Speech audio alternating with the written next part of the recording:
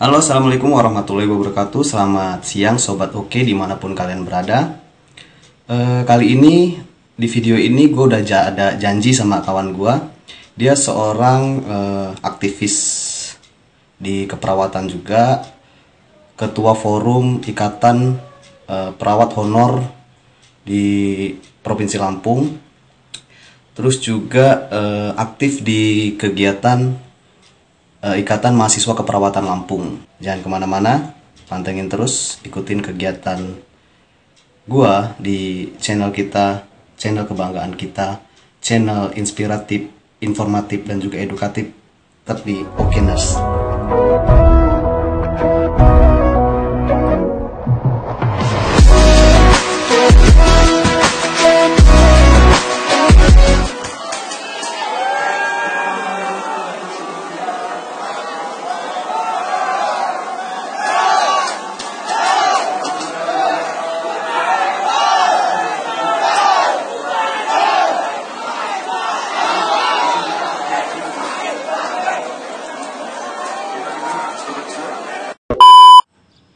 Ya, sekarang gue udah sampai di tempat gue janjian sama kawan gue yang mau gue wawancarai tadi waktu gue mau berangkat ke sini.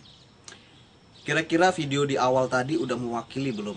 Gambaran apa aja yang bakal kita bahas sama kawan gue ini tentang perjuangan perawat honor di Indonesia. Kita tunggu kawan gue bentar lagi datang. Kayaknya gak akan lama lagi dia datang dan wait, itu dia. Sip. Halo bro. Halo. Gimana kabarnya? Sehat. Alhamdulillah.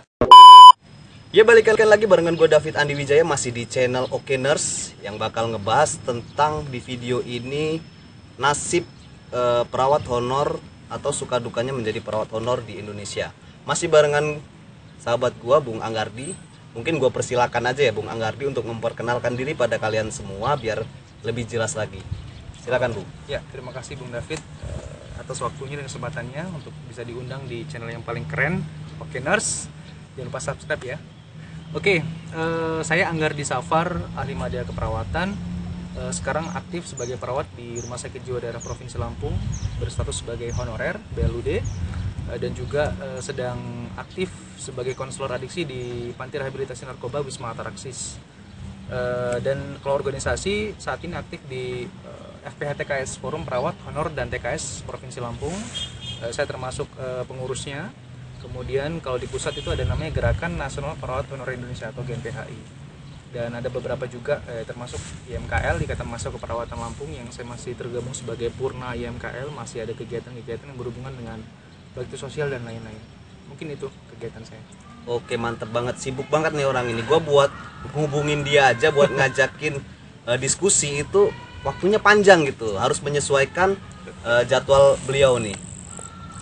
Baik Bung Anggardi, satu pertanyaan awal dari gua menyangkut tenaga perawat honor di Indonesia. Jumlah untuk di Indonesia itu ada berapa banyak jumlah tenaga perawat honor?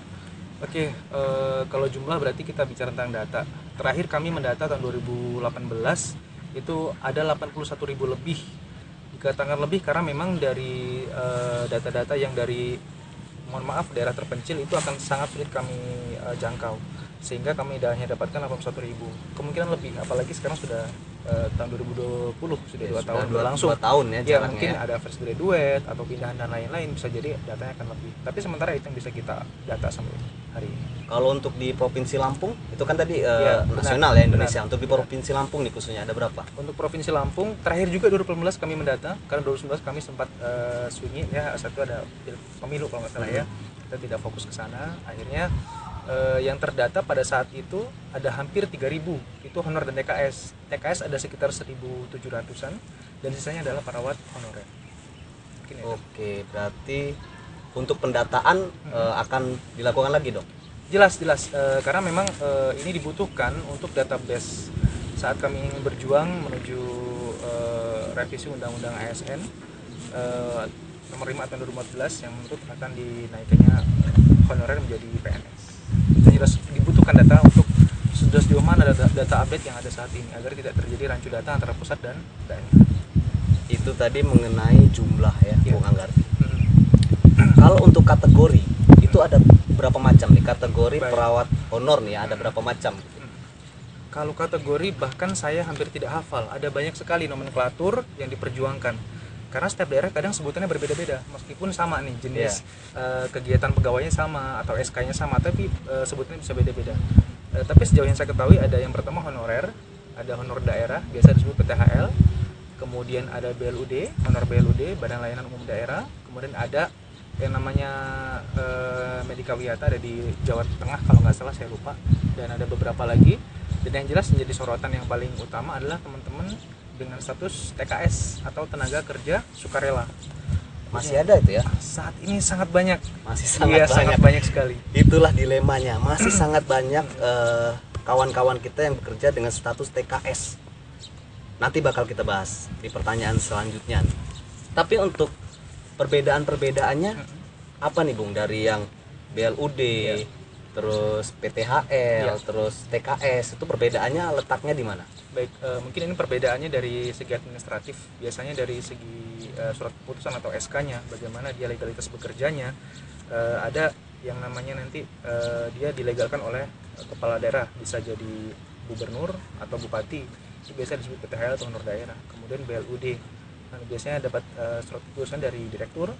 Kemudian kalau TKS ini biasanya dia selampir SPT atau surat perintah tugas. Hanya SPT ya? Iya, hanya SPT. Dan biasanya tidak ada kejelasan tentang berapa upah yang dibayarkan gitu. Bisa jadi seperti itu. Menyedihkan ya. Dan ngomong-ngomong masalah upah yang tadi kita singgung nih. Berapa sih besaran upah perawat honor di Indonesia itu? Baik, ini susah dijawab sebenarnya, karena upah ini kan harusnya terkandung dalam undang-undang ketenaga kerjaan.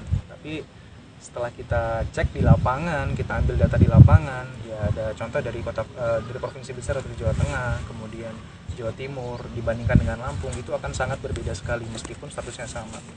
Kalau di Lampung kita ambil contoh, untuk teman-teman dengan honorer itu kurang lebih ya UMR ke bawah lah.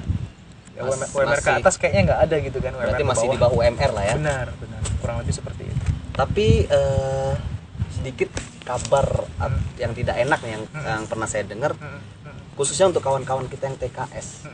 Bener nggak sih itu kabarnya dibayar 300.000 setiap bulannya, bahkan kadang dirapel gitu sampai 3 bulan gitu. Bener nggak? Ada seperti itu datanya. Kami juga mendengar dari mungkin curhatan dari teman-teman saat kita sedang kumpul atau rapat sambil ngobrol-ngobrol, mengatakan, Mas, saya di kabupaten ini pendapatan saya segini, mungkin ada tambahannya dari mungkin mungkin benar dirapel yang pertama, yang kedua ada tambahannya mungkin dari teman-teman saat dia megang program mungkin di puskes dan lain-lain. Yang jelas saya rasa karena memang status kepegawaian juga belum diberikan legalitas atau minimal SK, jadi ya mungkin upahnya juga akan sangat sulit mendapatkan sumber pendapatan untuk TKS tersebut. Mungkin itu dilemanya dari situ. Iya, benar, dilema banget. Tapi yang ngomong-ngomong soal dilema, dan itu tadi sedikit kesedihan ya, dan kesedihan yang memang harus kita perjuangkan ya. Ngomong soal perjuangan, sudah sampai mana nih perjuangan kawan-kawan perawat honor Indonesia ini untuk legalitas dan pengakuan serta mengangkat harkat dan derajat mereka untuk lebih diakui oleh negara gitu ya. Baik, menarik kalau bilang yang dibahas adalah perjuangan. Karena perjuangan itu apalagi minta revisi undang-undang itu butuh proses tahunan. Yang saya ingat adalah pada saat itu kita terbentuk ya Maret 2017, dibentuk langsung oleh ketua DPW kita saat itu Pak Deddy Afrizal, dibantu dan difasilitasi sehingga sampai pada saat ini kita bisa tergabung dalam forum perawat honor dan TKS. Perjuangan jelas banyak sekali, mulai dari aksi kita demo untuk meminta revisi undang-undang ASN tahun 2014 nomor 5 yang pada intinya menuntut kepada pemerintah agar teman-teman yang sudah mengabdi tanpa melalui proses tes agar diangkat menjadi ASN, karena masa pengabdian mereka ini ada yang 5 tahun, ada yang 10 tahun, bahkan di salah satu kabupaten di provinsi Lampung atau di provinsi lain itu ada yang 17 tahun. Coba bayangkan 17 tahun masih menjadi perawat honor statusnya. TKS itu TKS. Iya. Dahsyat, Luar biasa dahsyat. sekali jadi. Luar biasa. Berangkat dari situ akhirnya teman-teman buat forum supaya bisa mengakomodir minimal mendata agar saat ada pendataan dari pusat mempersiapkan segala sesuatunya kita sudah ada administratif sudah siap. Mungkin itu. Oke. Ini menarik. 17 tahun mengabdi sebagai tenaga TKS perawat ya di salah satu itu rumah sakit atau puskes atau salah satu puskes. Sebenarnya orang-orang yang seperti ini yang patut kita hargai. Benar. Ya kan? Benar. Mereka tidak berpikir tentang mungkin materi atau pendapatan atau apa sih namanya jabatan lah ya. Benar. Tapi tetap mengabdi untuk kesehatan masyarakat banyak. Semoga pemerintah kita dapat mungkin salah satu lah wakil pemerintah kita ada yang melihat video kita ini. Amin, amin. Dan mereka dapat mendengarkan apa yang menjadi keluh kesah teman-teman kita sama ini. Tadi perjuangan kita ya para perawat honor. Nah sekarang yang mau saya tanyakan respon pemerintah dari perjuangan kita ini. Ya, baik respon pemerintah yang jelas kita berjuang dari 2017 itu sudah sampai pusat. Saat itu kita karena Bung David juga ikut ya waktu itu.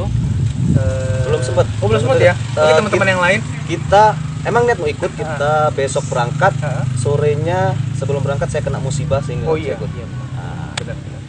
Saat itu kita sudah mulai masuk ke dewan, dari dewan provinsi masing-masing daerah kita akomodir, kemudian kita minta surat dukungan untuk berangkat ke Senayan. Kami menemui wakil rakyat, wakil kita di sana untuk menyampaikan aspirasi dan diterima. Beberapa data kita juga diambil oleh mereka sebagai acuan atau bahan rapat dan kami minta untuk dapat diprolegnaskan untuk diprioritaskan untuk dibahas pada tahun itu. Karena namanya di pusat itu ada eksekutif dan legislatif. Mereka tidak berjalan sendirian, masing-masing saling support. Kita mungkin terbenturnya di situ. Ada beberapa hal yang mungkin buat kita agak stuck dalam perjuangan. Satu, memang terlalu besar jumlah yang akan diperjuangkan. Kita berbicara terlalu besar dalam artian memang kekuatan mungkin pendanaan untuk mengangkat seluruh 81.000 mungkin itu akan sangat luar biasa sekali menguras APBN. Tapi minimal tidak serta-merta kami minta agar semuanya dinaikkan menjadi ada ASN. kategori prioritas. Benar ya. Bisa jadi masa kerja atau dan lain-lain lah. Dan yang masih nunggu, masih baru-baru ini mungkin ada beberapa hal yang bisa diakomodir untuk agar mereka tidak mendapatkan, kalau mohon maaf kalau dalam segi TKS itu kita bercandanya ya dari teman-teman itu adalah perbudakan modern ya, karena iya memang benar. Luar biasa gitu kan. Kami sampaikan juga ke wakil rakyat di sana, TKS itu adalah perbudakan modern Pak. Bagaimanapun tenaga yang kami keluarkan sama, tapi apa yang kami terima itu berbeda. Mungkin seperti itu. Jadi kalau ada pepatah mengatakan usaha tidak akan mengkhianati hasil, ya. Ini tidak kayaknya berbanding terbalik dengan status yang TKS ya. Karena usahanya sama besarnya tapi hasilnya kadang ya mengecewakan. Ya, seperti itulah adanya di lapangan. Ya, semoga perjuangan kita nggak akan berhenti sampai di sini saja dan kita doakan terus para wakil rakyat kita di Senayan sana, baik DPR, MPR, menteri sampai mungkin ke Bapak Presiden kita dapat mendengarkan apa yang menjadi keluh kesah kita sebagai tenaga perawat honor di Indonesia. Baik sobat Oke sekalian, demikian bincang-bincang kita yang cukup menarik ini dengan Bung Anggardi. Kita nantikan video-video selanjutnya apa yang akan kita bahas. Boleh sobat Oke sekalian kirim di kolom komentar mau ngebahas tentang apa, ingin diberitahu tentang apa, karena channel kita ini tidak menutup kemungkinan untuk masyarakat luas yang umum, tidak hanya bagi perawat. Karena tetap moto kita menjadi channel yang inspiratif, edukatif, motivatif dan berfaedah. Demikian, salam dari kami. Saya pamit. Saya David Andi Wijaya dan saya Anggardi Safar. Salam Oke. Wassalamualaikum warahmatullahi wabarakatuh.